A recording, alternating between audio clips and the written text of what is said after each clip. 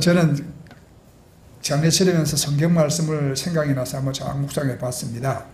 전도서 7장 1절에서 4절까지 이제 말씀을 보면은 좋은 이름이 좋은 기름보다 낫고 죽는 날이 출생하는 날보다 나으며 초상집에 가는 것보다 초상집에 가는 것이 잔치집에 가는 것보다 나으니 모든 사람의 끝이 이와 같이 됨이라.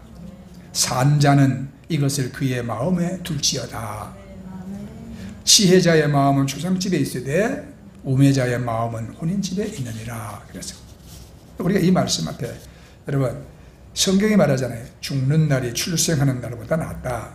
이 말은 단순히 죽음을 찬양하는 것이 아니라 우리가 삶의 끝을 기억하며 살아가는 것이 지혜로운 삶이라는 뜻인 것입니다. 초상집은 우리에게 인생의 유한함을 일깨워 주잖아요.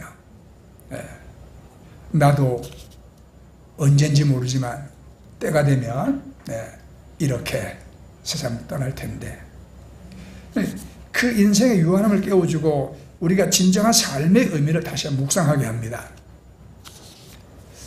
그래서 지혜자의 마음은 초상집에 있다, 그렇게 말씀했거든요. 초상집은 우리로 하여금 겸손하게 하고 인생의 본질을 바라보게 하기 때문인 것입니다.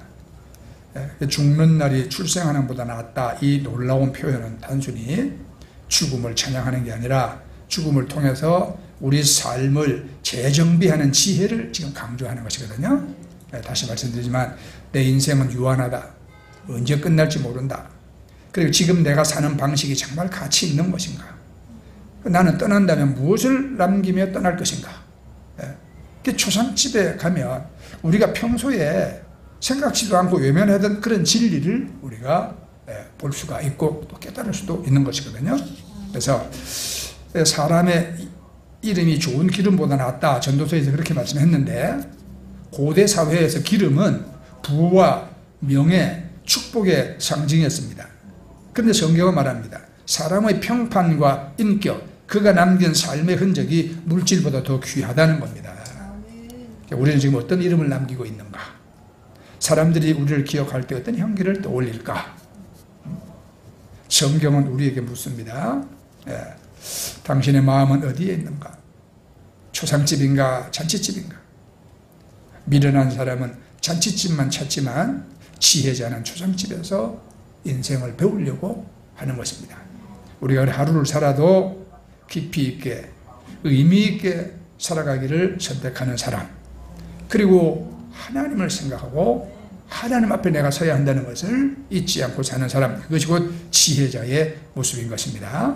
그래서 하나님 앞에 선 우리의 마지막을 기억하며 하루하루를 정직하고 겸손하게 천국을 바라보며 살아가는 여러분 다 되기를 저는 간절히 소망합니다. 흔히 사람들은 죽음을 인생의 끝이라고 말하잖아요. 과연 죽음이 인생의 끝일까? 죽음의 현상을 진지하게 학문적으로 연구하는 사람들이 세계 각지에 많이 있습니다. 자, 그 중에 하버드 대학의 정신의학자였던 엘리자베스 큐버스라는 박사가 있습니다. 자, 남자일까요? 여자일까요? 그렇죠. 엘리자베스는 여자예요. 이분의 연구팀들은 죽음에 가까운 사람들의 그 의식세계를 연구를 합니다. 거의 죽었던 사람, 사람들이 보았을 때 그냥 이거 죽었던 사람, 의사가 죽었다고 사망 판정을 한 사람, 그런데도 극적으로 살아난 사람들, 이런 사람들의 의식세계를 집중적으로 파헤치고 연구를 했습니다. 이분이 쓴 책이 학문적으로 매우 어렵지만 그래도 여러 권이 세상에 출판되고 소개가 되었어요. 내용은 죽음 건너편에 뭐가 있는가, 사람이 이 사람 죽었다 이렇게 이제 판단했던 사람, 생명이 끊어졌다고 선언했던 사람들이 극적으로 다시 살아나는 그런 드문 케이스들을 연구한 결과 이 사람들이 무엇을 경험하고 다시 돌아왔는지 딱 두 가지로 나누어지더라 이 말이에요. 공통점이 하나 있는데 모두 다 캄캄한 어두운 터널을 통과한다는 겁니다. 그 다음에 한 종류의 사람들은 아주 끔찍한 고통을 경험하고 막 악몽 같은 것을 경험하고 돌아와. 또 한 사람들은 이 터널을 잠시 통과한 후에 환한 빛의 세계가 기다리고 있었다는 겁니다. 그 빛의 세계에 잠깐 발을 디디는 순간 너무너무 좋았다는 거야. 다시 돌아오고 싶지 않았다, 이렇게 말을 합니다. 자, 이것은 개인적인 경험입니다. 우리 뭐 성경에 기록된 내용은 아니에요. 그러나 우리가 참고 할 만한 메시지라고 나는 생각합니다. 왜냐하면 꼭 비성경적인 것이 아니거든요. 네. 하나님의 나라는 빛의 나라고 아름답고 평안하고 만족과 기쁨이 가득한 곳이거든요. 네. 캄캄한 어두움 속에서 여러분 울부짖고 끔찍한 고통을 당하는 자들은 그 지옥이잖아요. 자, 우리가 객관적으로 생각을 해도 천국은 둘 중에 하나예요. 있거나 없거나. 그렇죠? 있거나 없거나. 그러니까 찬스는 반반이에요. 우리는 물론 믿지만 안 믿는 사람들 입장에 생각해 보면. 그래서 유명한 수학자고 과학자고 철학자였던 파스칼이 방세라는 책에서 이런 유명한 얘기를 했지요. 천국은 포기하기에는 너무 엄청난 도박이다. 우리가 그냥 포기해버리기에는 너무 어마어마한 도박이다. 파스칼은 수학자니까 계산을 했겠죠. 할 것도 없어. 이거 반반인데 뭐. 천국이 없어도 천국을 믿고 살았던 나에게는 별로 손해볼 것이 없어요, 사실은. 그런데 정말로 천국이 존재한다면, 그리고 내가 살았을 때 준비만 했었으면 갈 수 있었던 천국인데 그 천국을 내가 놓쳐버렸다면 이건 큰일이다, 이 말이에요. 이건 놓쳐버리기에는, 이걸 그대로 지나치기에는 너무 어마어마한 도박이다, 이 말입니다. 천국을 놓치면 지옥으로 가는 거거든요. 그래서 파스칼은 자기는 하나님을 믿고 천국을 믿는다. 나는 그 50%의 내 인생을 걸었다. 나는 도박하는 사람이다. 그렇게 말했습니다. 그럼 여러분은 천국에 있음을 믿으시죠? 아멘 하는 사람은 천국 가겠네. 예. 근데 천국이 있느냐 없느냐 질문도 중요하지만 천국이 있다면 어떻게 갈 수 있느냐, 이 질문이 훨씬 더 중요한 겁니다. 그래서 이 시간 죽기 직전에 극적으로 정말 그 천국을 허락받고 안심하고 세상 떠난 사람의 이야기, 우리가 오늘 누가복음 읽은 십자가에 달렸던 강도 이야기입니다. 누가복음 23장 오늘 읽은 말씀 보면 예수님과 더불어 양쪽에 매달린 두 강도가 있었는데 두 사람 다 강도였고 두 사람 다 악을 행한 행악자였습니다. 그 중에 한 강도는 죽어가면서도 예수를 향하여 막 저주하고 욕설을 퍼붓습니다. 이런 사람이 있어요. 나도 저 병들어서 죽어가는 목수 아저씨한테 신방 가갖고 오라서 간 건 아니지만 전도 알아. 이제 얼마 안 남았다. 내가 보기에 죽기 전에 예수 믿고 당신 천국 가야 된다고 하니까 베개를 집어 던지고 나가라고 고래고래 꽝 지르고 이런 경험했어요. 이 강도도 죽어가면서 예수를 향하여 저주하고 욕설을 퍼붓습니다. 다른 한 강도는 다르게 말해. 그 강도를 꾸짖습니다. 네가 동일한 정죄를 받고도 하나님을 두려워 아니하느냐. 우리는 우리의 행한 일에 마땅한 보응을 받고 그 정죄를 받고 이렇게 죽는 것이 당연하지만 우리 가운데 매달린 이 사람은 자기가 행한 것에 옳지 않은 것이 없다. 그리고는 옆에 매달린 예수님을 향해서 이렇게 외치잖아요. 예수여, 당신의 나라가 임할 때 저를 기억해 주십시오. 예수님은 이 고백을 한 사람을 향해서 네가 오늘 나와 함께 낙원에 있을 것이다. 너는 오늘 나와 함께 천국에서 깨어날 것이다. 이렇게 말씀하시는 거예요. 어떤 미국의 목사님이 병을 앓고 죽어가는 분에게 이제 그 마지막 순간에 회개하고 구원받은 이 강도 사람의 얘기를 하면서 전도했어요. 선생님, 지금도 늦지 않았어요. 이 강도처럼 예수 믿고 구원받아 천국에 가셔야 합니다. 사람은 아파도 자존심이 있잖아요. 이 사람 죽으면서 하는 소리가, 목사님 나는 강도가 아닙니다. 그래서 목사님이 이렇게 말했대. 그러면 제가 질문을 하겠습니다. 선생님은 지금까지 하나님을 위해 사셨습니까? 선생님 자신만 위해 살았습니까? 나는 하나님 모르니까 제 자신을 위해서 살았지요. 이분이 이제 은행에서 일하던 분이었대요. 선생님 은행 지점장 오래 하셨죠? 네, 그렇습니다. 선생님이 뉴욕 은행의 지점장으로 근무했는데 본점의 지시와 상관없이 은행장의 결제도 없이 마음대로 돈을 쓰고 그리고 본점에 보고도 하지 않고 다 썼다면 그런 사람을 뭐라고 말해야 할까요? 하는 말이 강도겠네요. 네, 선생님, 하나님은 우리 삶의 주인이십니다. 우리 생명의 주인이십니다. 우리가 그 하나님을 위해서, 인생의 주인이신 하나님을 위해서 살지 못하고 자신만 위해서 살았다면 그게 강도가 아니겠습니까? 그러니까 가만히 있더래요. 여러분, 따지고 보면 우리가 다 강도와 같아요. 자기 이기심의 충족을 위해서, 내 작은 이익을 위해서 우리는 죄도 짓고 때로는 양심도 속이며 우리 살아가는 그런 인생이잖아요. 성경에 나타난 이 사람만 강도가 아니라 사람은 누구나 다 강도일 수가 있는 것입니다.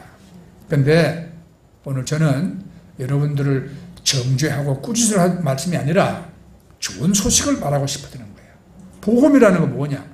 강도도 천국 갈 수 있다 이거예요. 예. 근데 그게 그냥 가는 게 아니에요. 성경에 나타난 이 강도가 어떻게 천국 갈 수가 있었을까? 두 가지 때문에 가능했어요. 회개하고 믿었기 때문입니다. 회개와 믿음으로. 이 강도가 예수님으로부터 용서받고 천국을 허락받고 눈을 감을 수 있던 이유는 첫째, 자기가 죄인인 것을 인정을 한 것입니다. 자, 23장 40절 말씀을 보면 이 강도질한 사람이 다른 강도를 꾸짖으면서 이렇게 말하잖아요. 네가 동일한 정죄를 받고서도 하나님을 두려워 아니하느냐? 우리는 우리가 행한 일에 상당한 보복을 받는 게 마땅하다. 우리는 다 강도질했으니까. 그래서 이렇게 정죄받고 이렇게 죽는 것이 마땅하다 이 말이에요. 이것은 우리가 이렇게 십자가 처형받는 것은 이거 우리 죄값이다. 이 사람은 뭐라고 말해? 지금 분명히 죄의식이 있잖아요. 자기 죄를 인정했잖아요. 이게 여러분 참 중요한 거예요. 성경 로마서 3장 23절에 모든 사람이 죄를 범하였음에 하나님의 영광에 이르지 못하더니 이렇게 말하죠. 모든 사람이 그랬어요. 예외 없다 이 말입니다. 다 죄를 범했어. 그래서 의인은 없나니 하나도 없다고 말합니다. 이게 사람들의 견해가 아닌 전능하신 하나님의 눈으로 볼 때 겉으로 드러난 내 행동의 배후에 있는 그런 동기를 다 살피시고 가장 은밀한 곳에 있던 내 삶의 모든 모습을 다 보시는 그 하나님이 의인은 없나니 하나도 없다 그렇게 말씀합니다. 그래서 이런 이야기도 들어보셨잖아요. 오래전에 영국 런던에 장난치기 요한 어떤 청년 하나가 런던의 유명한 명사들 40명 명단을 뽑았어. 그들에게 똑같은 전보를 보냈다잖아요.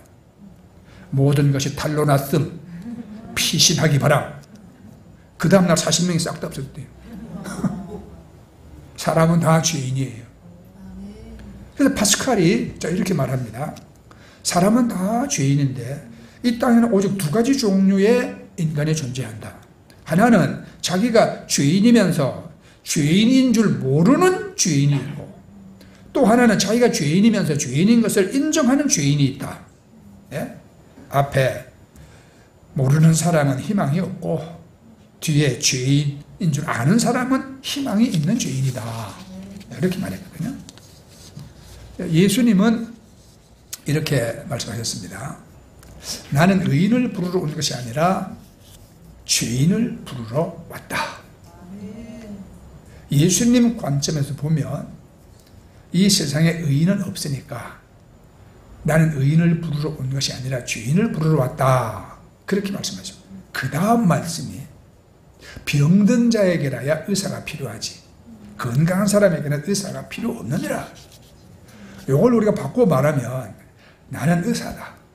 나는 병자를 위해서 왔다. 자, 이런 의미의 말씀이죠. 여러분, 병자가 고침받고 건강을 향해서 갈 수 있는 새로운 삶의 그 시작은 어디서부터 시작됩니까?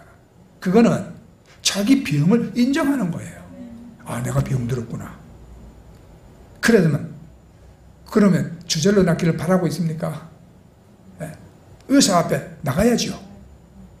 의사 앞에 나가서 말해야 합니다. 선생님, 제가 아파요. 여기 아프고 저기도 아프고. 그럼 언제부터 아픕니까? 의사가 묻잖아요. 네. 그거 몇 달 됐습니다. 어떻게 아파요? 막 쑤시고 결리고 막 괴로워요. 이렇게 자기 아픈 것을 인정하고 병든 것을 여러분 말할 때 이게 이제 정확한 진단에 도움이 되는 겁니다. 그런데 여러분 의사 앞에 안 아픈 척하고 내가 어디가 병들었는지 의사 네가 한번 알아내봐. 이런 식으로 시침대고 있으면 그 사람이 나을 수 있겠습니까? 절대 못 낫죠. 우리가 구원받기를 원하냐, 내가 천국 가기를 원하냐, 어느 날 이 세상에서 내 삶이 끝나는 그 순간 내가 참 내 죄를 용서받은 자로 하나님 나라 내가 천국의 소망을 우리가 갖기를 원하느냐. 그렇다면 내가 죄인인 것을 우리가 인정해야 합니다. 이 강도처럼 말이야. 우리는 이렇게 죽는 게 옳아. 우리는 죄짓고 불의하게 추악하게 살아왔던 죄인이야. 이게 바로 우리가 구원받을 수 있는 하나님 나라의 소망을 가질 수 있는 첫 번째 단계인 것입니다. 두 번째는 나는 죄인일 뿐만 아니라 이 죄 때문에 하나님의 심판을 받아서 마땅하다는 거예요. 하나님을 두려워하는 것, 이것이 하나님 나라의 소망을 가질 수 있는 두 번째 단계입니다. 오늘 이제 본문에 이 회개한 강도의 그 외침을 들어보세요. 40절에 하나는 또 다른 강도를 꾸짖어 가로되 네가 동일한 정죄를 받고서도 하나님을 두려워하지 않느냐. 이 강도의 마음속에는 하나님을 향한 이제 두려움이 시작이 됐어요. 이제 고치고야 되니까. 여러분, 이 두려움 매우 중요한 겁니다. 여러분, 죄는 우리가 생각하는 것보다 더 훨씬 심각한 결과를 가져옵니다. 하나님은 반드시 죄를 심판하십니다. 그런데 사람들은 하나님을 안 두려워해요. 하나님 없다 그래요. 죽으면 다 끝난다 그래요. 그러니까 사람들이 죄를 왜 범할까? 죄를 범하는 이유는 하나님이 두렵지 않기 때문이에요. 하나님은 살아계시고 하나님은 나를 심판하신다. 내 말도 심판하고 내 행동도 심판하고 내 의식, 내 생각까지도 하나님은 심판하신다. 내가 살면서 세상에 내가 쏟아놓은 말, 내 모든 행동, 어느 날 나를 창조하시고 나를 심판하시는 그 하나님 앞에서 내 일생이 낱낱이 심판받는다. 이것을 참으로 믿는다면 여러분, 어떻게 우리가 죄를 범하겠습니까? 어떤 목사님이요, 80년도 말에 몇몇 목사님들과 같이 이제 평양에 다녀온 일이 있어요. 근데 평양 가기 전에 북경에서 이런 이야기를 했대요. 우리 북한에 가면 호텔 안에서 우리가 하는 모든 얘기가 다 도청이 되니까 호텔 안에서는 우리가 극도로 말조심하자. 그런데 또 한 분이 이런 얘기 하더래요. 거기는 도청장치만 있는 게 아니라 낱낱이 행동을 다 보고 감시하는 몰래카메라도 있다. 그러니까 이 목사님들이 있잖아요. 평생에 호텔방에서 그렇게 거북하고 정중하게 주무셨던 적이 없대. 목사님 한 번은 아예 자기는 옷 다 입고 넥타이 메고 잤다면서. 아예 다른 목사님들이 어떻게 그렇게 주무시느냐 하니까, 아니 공산당이 다 보는데 어떻게 내가 빤스바람으로 자냐 그러시더라고요. 옳은 말이에요. 이렇게 좋은 마음으로 북한 갔다가 공산당들의 아주 교묘한 그 올무에 걸려서 공산당이 시키는 대로 해야 하는 반노예가 된 사람들도 많아요. 네. 자, 여러분, 누군가가 내 말을 듣고 나를 보고 있다면 그런데도 죄를 지을 수가 있겠습니까? 네. 살아계신 하나님, 우리 모든 행동과 생각을 낱낱이 살피시는 하나님, 그 하나님이 나를 보신다는 것을 우리가 참으로 믿는다면 우리가 죄를 범할 수가 있을까요?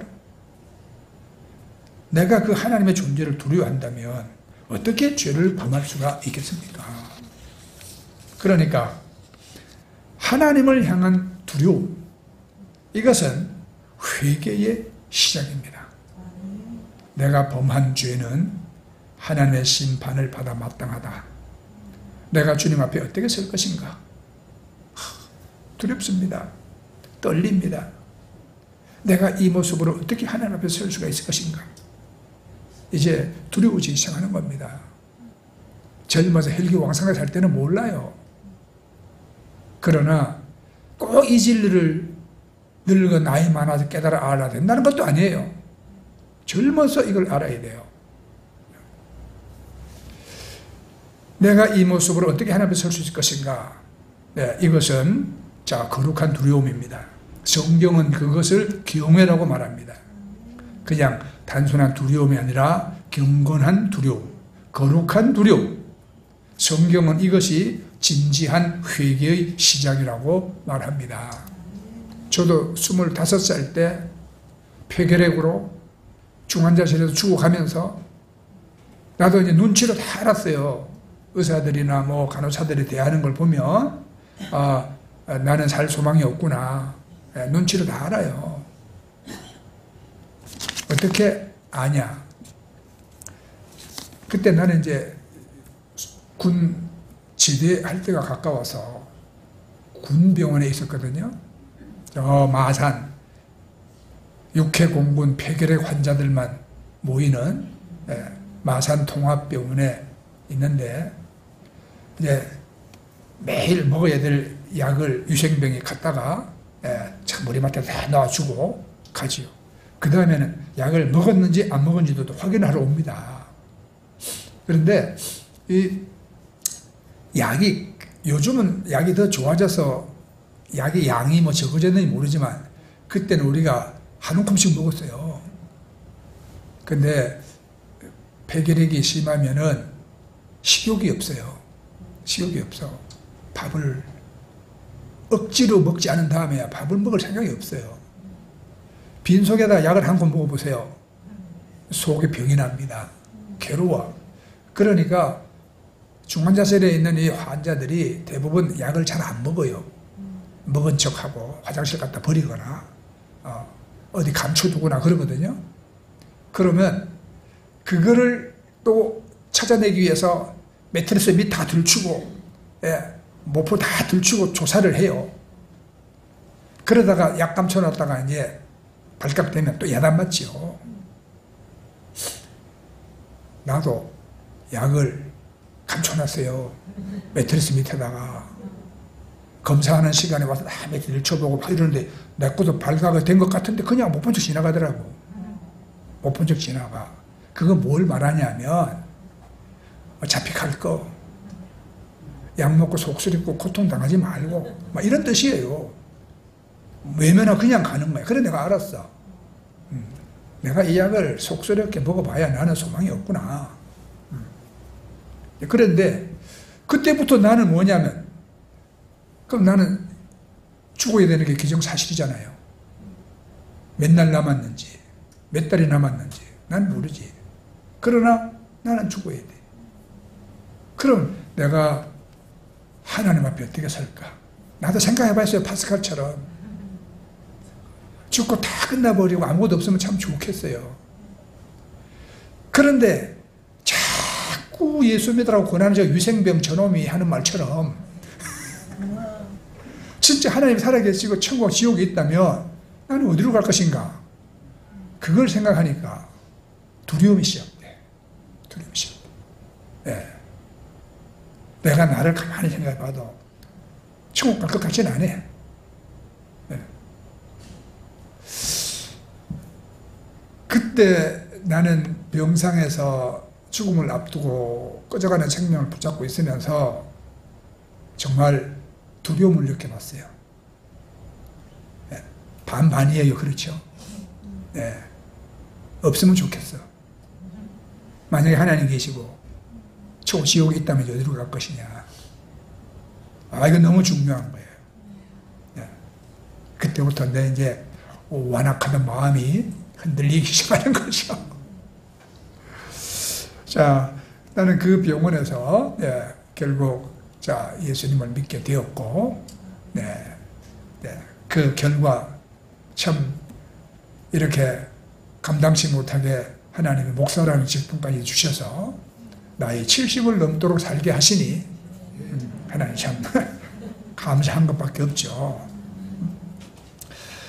우리가 여러분 자기 죄를 범한 것을 인정하는 사람, 그리고 이 죄 때문에 나는 심판을 받을 것을 참으로 두려워하는 사람, 나는 하나님 앞에 설 수 없는 죄임을 깨닫는 그 순간 우리가 해야 할 일은 성경에 나타난 이 강도처럼 예수만이 자기를 구원할 수가 있다고 믿고 예수님께 자기 구원을 호소하는 겁니다.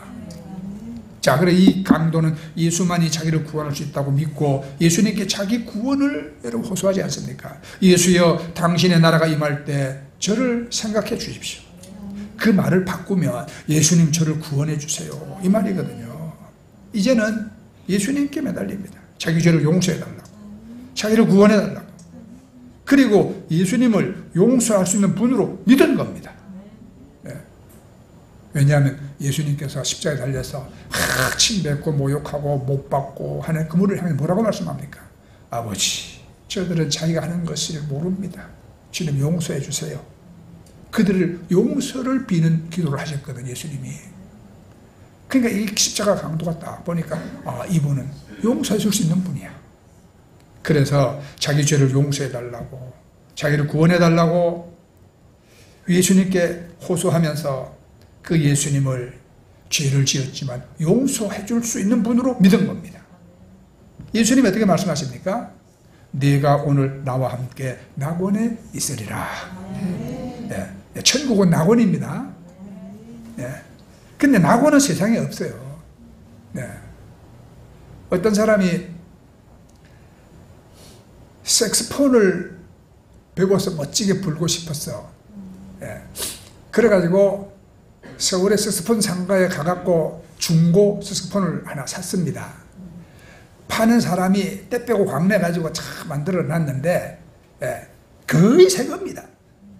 그래가지고 돈 많이 주고 샀는데 아니 2달도 안 돼서 이게 고장나고 말이지. 그랬어요. 그 형편없는 중고를 그냥 새 것처럼 둔갑시켜 놓은 거지. 때 빼고 광내갖고 찾아가서 이거 못 쓰겠다, 환불해달라. 대판 싸웠다는 거야. 환불이 됩니까? 그래가지고 툴툴거려 나오면서 이름은 낙원상가인데 이름은 낙원상가인데 이건 지옥상가구만 이러고 나왔다는 거야. 이 세상에 여러분 낙원이 없어요. 예수님이 이렇게 말씀합니다. 내가 오늘 나와 함께 낙원에 있으리라. 여러분 진정한 낙원, 사랑과 기쁨과 평안이 가득한 천국이 낙원입니다. 그 천국은 예수님과 함께 있는 곳입니다. 그 예수님이 이렇게 말씀하잖아요. 네가 오늘 나와 함께 낙원에 있으리라. 이 말을 들었을 때 이 강도가 여러분 얼마나 감격스러웠겠습니까? 이 사람은 자기가 죽어가는 걸 알고 있습니다. 조금 있으면 자기 생명이 끝나는 거 뻔합니다. 그런데 이제 이 생의 마지막 순간에 이렇게 죄를 용서받고 천국을 보장받았으니까 얼마나 평안하게, 얼마나 감사한 마음으로 자기에게 다가오는 이 죽음의 순간을 기다릴 수가 있었을까요? 그죠? 나는 저 예수님과 함께 낙원에 있게 될 것이다. 이게 여러분 얼마나 소망이고 얼마나 기쁨이냐 이 말이에요. 네. 여러분 어떻게 생애 마지막을 맞으실래요? 네? 저승사자가 데려온대. 무서워서 그냥 이를 갈고 부들부들 떨고 막. 구원받지 못한 사람은 그럴지도 몰라. 그러나 예수 믿고 죄를 사함받고 천국을 여러분 허락받고 한 사람은 우리가 감사하게 평안하게 우리는 이 땅에서의 삶을 마칠 수가 있는 겁니다.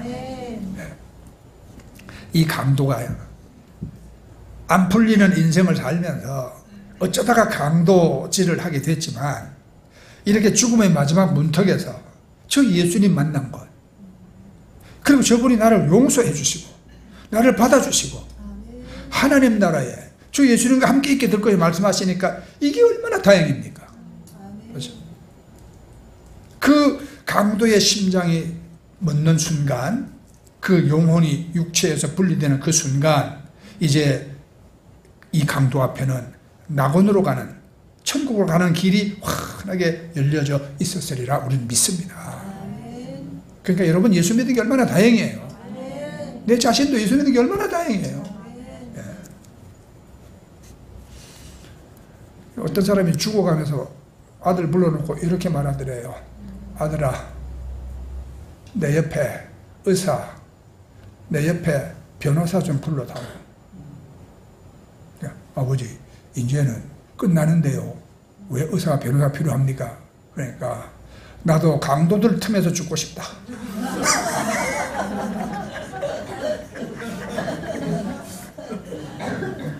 아마 이분은 의사와 변호사도 되게 당했나 봐. 우리 교회에 의사가 안 계시고 변호사가 없으니까 이거 하는 말이에요.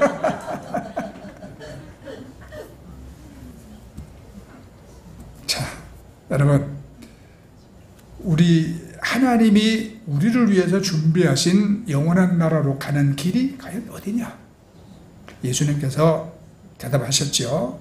내가 곧 길이요 진리요 생명이니 나로 말미암지 않고는 아버지에게로 올 자가 없느니라. 우리 죄를 담당하시고 또 우리 대신 십자가에서 피를 흘려주시고 죽어주신 그분을 통해서 용서받은 사람들이 예수님으로 말미암아 갈 수 있는 길, 그게 천국 가는 길이에요. 결코 자기의 의로나 공로를 가지고 갈 수 없는 길이에요. 아무도 자기의, 자기 공로를 가지고 여러분 창조주, 심판주대 하나님께 갈 수가 없어. 다만 예수 믿고 용서받아 예수님의 손을 잡고 갈 수 있는 나라가 여러분 천국인 것입니다.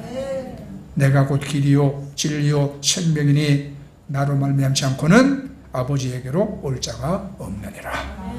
여러분, 우리 믿음의 선배들이 가셨던 그 길, 그리고 성경에 나타난 회개한 강도가 갔던 그 길, 하늘 가는 밝은 길, 우리 심장이 멎는 순간 우리가 이 밝은 길을 통해서 주님의 품 안에 안기는 여러분 모두 다 천국의 백성이 되기를 축복합니다. 아멘. 네, 자, 우리 찬양하고 기도하겠습니다.